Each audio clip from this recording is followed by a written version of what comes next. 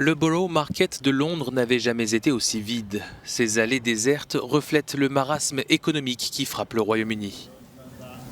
Il y a normalement 21,5 millions de visiteurs ici chaque année. Nous serons chanceux cette année si nous en avons 3 millions.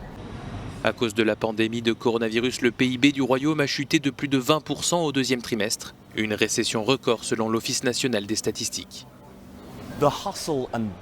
Le silence est venu remplacer l'agitation habituelle du célèbre marché de plein air de Londres.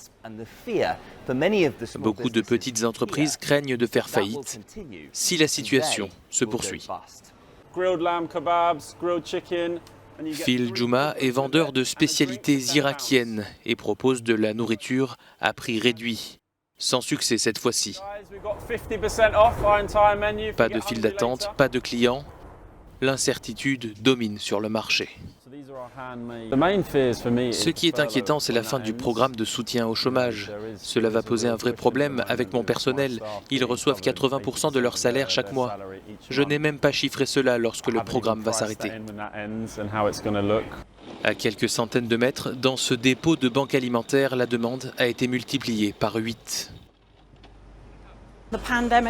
La pandémie a mis en évidence des personnes qui étaient à la limite de la pauvreté et les a fait basculer.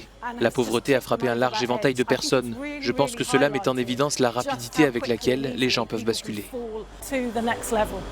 Les statistiques montrent que le nombre de personnes employées au Royaume-Uni a chuté de 730 000 entre mars et juillet, sa pire dégringolade depuis la crise financière de 2009. Et pour certains, ce n'est qu'un début. Lorsque le programme de soutien au chômage prendra fin, il y aura un risque de véritable bain de sang pour l'emploi et il y aura une forte augmentation du chômage. À ce moment-là, cela affectera le reste de l'économie. Pour l'heure, beaucoup n'ont pas encore ressenti le véritable impact économique de la pandémie de coronavirus.